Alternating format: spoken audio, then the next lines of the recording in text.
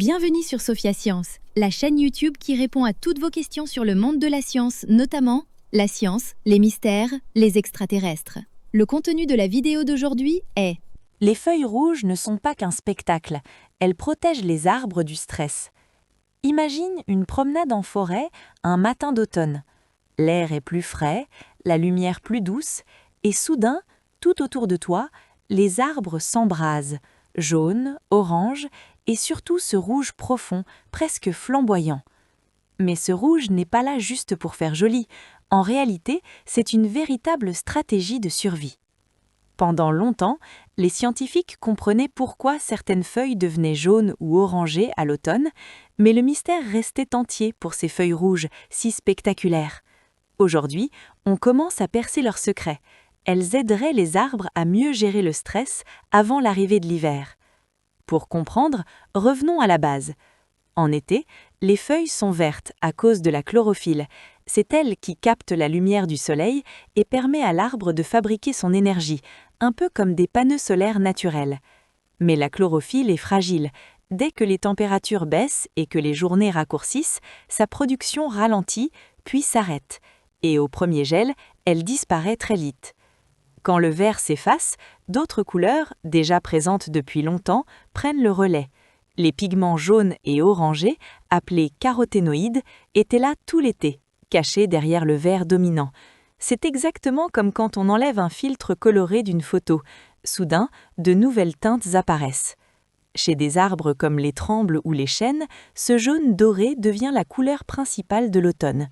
Mais pour d'autres arbres, il se passe quelque chose de différent. Ils produisent du rouge. Ce rouge vient d'un pigment appelé anthocyane. Contrairement au pigment jaune, il n'est pas là toute l'année. L'arbre le fabrique spécialement à l'automne. C'est le même pigment qui donne leur belle couleur aux fraises, aux pommes rouges ou aux prunes. Et à quoi sert-il? Imagine une paire de lunettes de soleil. Les anthocyanes jouent un peu ce rôle pour les feuilles.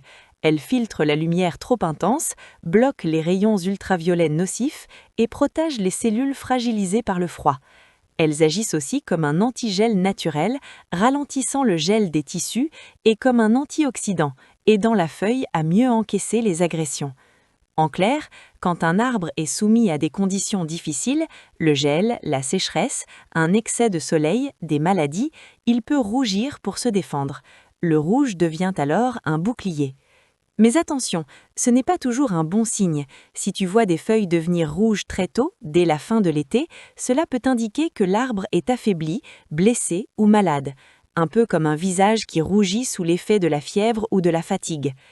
Alors, une question se pose. Pourquoi l'arbre dépenserait-il de l'énergie à fabriquer ces pigments rouges juste avant que les feuilles ne tombent? La réponse est étonnamment logique. Grâce aux anthocyanes, les feuilles résistent un peu plus longtemps.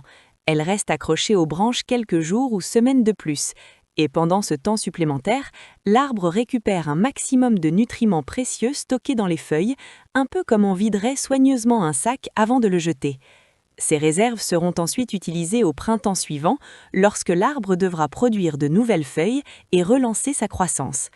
Ainsi, ce rouge éclatant que nous admirons en automne n'est pas un simple spectacle, c'est le dernier effort des feuilles, un acte de résistance face au froid, une préparation silencieuse pour l'avenir.